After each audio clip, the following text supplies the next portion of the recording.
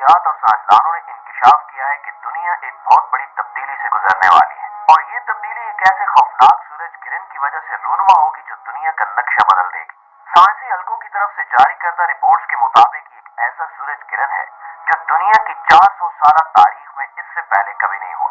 اور آئندہ ہوا بھی تو اتنے ہی عرصے بعد ہوگا، یعنی تقریباً 400 سال بعد۔ اس سورج گرہن کے بارے میں کی گئی پیشگوئی کے بعد دنیا بھر میں کئی طرح کے تبصرے جاری ہیں۔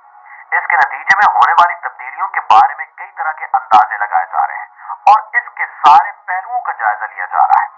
جس کے بعد ایک اور خبر سامنے آئی ہے کہ یہ سورج گرہن زمین پر دوسری بہت سی تبدیلیوں کے ساتھ ساتھ شدید قسم کے زلزلوں کا سبب بھی بنے گا۔ امریکی جیولوجیکل سروے نے اپنی رپورٹ میں بتایا ہے کہ اس سورج گرہن کے دوران امریکہ میں کم از کم 7 سے 8 مقامات زلزلوں کے لیے حساس حیثیت رکھتے ہیں۔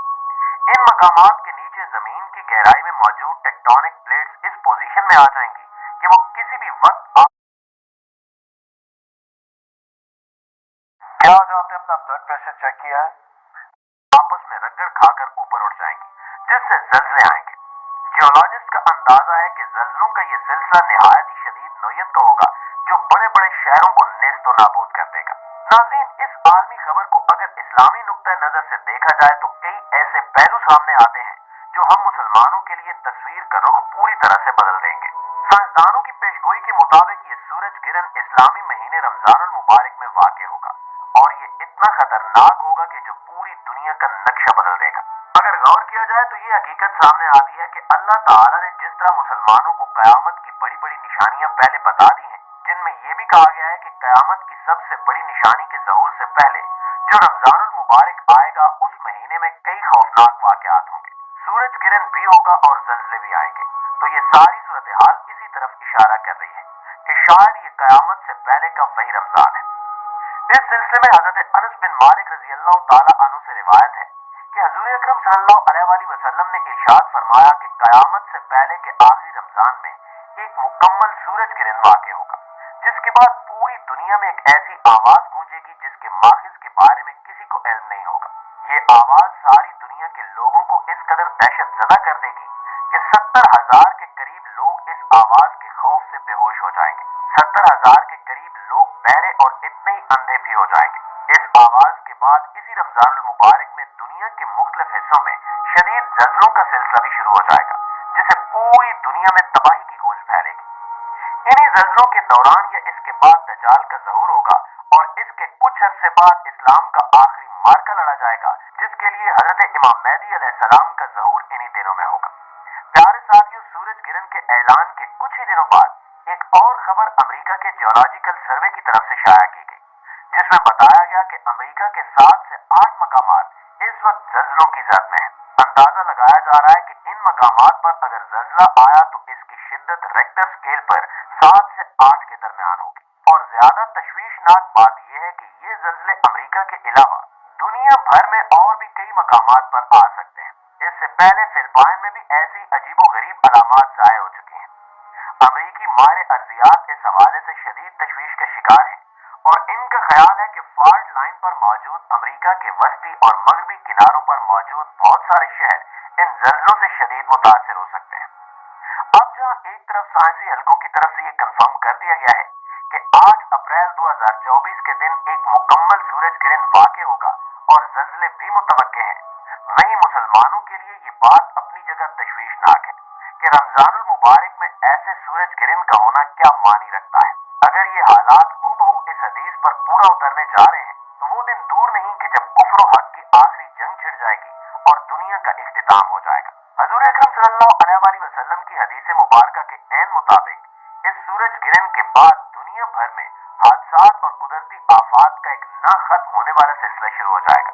جس کے ساتھ دنیا تباہی کے رخ پر چلی جائے گی۔ پیارے ساتھیوں، سورج گرہن کے حوالے سے آپ کو اس کے سائنسی پہلوؤں سے آگاہ کرتے چلیں کہ جب سورج گرہن ہوتا ہے تو دراصل چاند اپنی نارمل گردش چھوڑ کر زمین اور سورج کے درمیان آ جاتا ہے، جس کی وجہ سے زمین اس لکیر کے ایک سرے پر جبکہ چاند اور سورج ایک ہی سیدھ میں دوسرے سرے پر آ جاتے ہیں۔ چاند کے سورج کے سامنے آ جانے سے سورج نظر نہیں آتا، اور اسی منظر کو سورج گرہن کے نام سے پکارا جاتا ہے۔ جب سورج اور چاند ایک ہی لکیر میں ایک طرف ہو جائیں اور زمین دوسری طرف ہو تو سورج اور چاند کی कश शकल इकट्ठी होकर जमीन पर मौजूद समंदरों पर बहुत गहरा असर डालती है, जिसके नतीजे में हाई और लो वेव्स पैदा होती हैं, जिन्हें हम मधुजजर के नाम से भी जानते हैं। इस हवाले से ये भी एक जरूरी पहलू है कि जमीन पर असर अंदाज होने वाली चांद और सूरज की ये मुश्तरका कश शकल सिर्फ पानी पर ही असर अंदाज नहीं होती, बल्कि ये जमीन की चट्टानों और इसके मरकज में मौजूद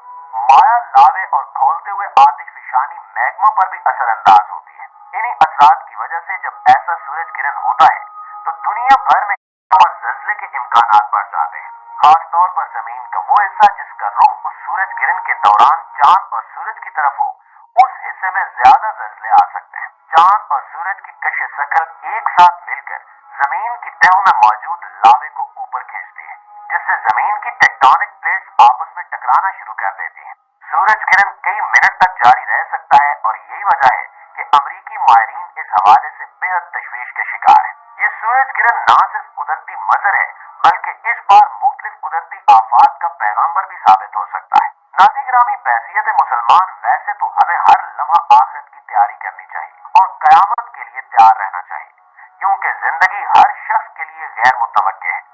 जिसकी जिंदगी का इख्तिताम हो गया उसके लिए कयामत ही है, लेकिन बाकायदा दुनिया का हमेशा के लिए खात्मा हो जाना असल कयामत है, जिसके बारे में हमें पहले से बता दिया गया है। अहादीस मुबारका में भी यही बयान हुआ है कि दज्जाल अपने ज़हूर के बाद लोगों को कुछ इस तरह से वरगलाएगा और अपने आप को एक ऐसे मसीहा के रूप में पेश करेगा कि कमजोर ईमान वाले मुसलमान उसकी पैरवी में लग जाएंगे।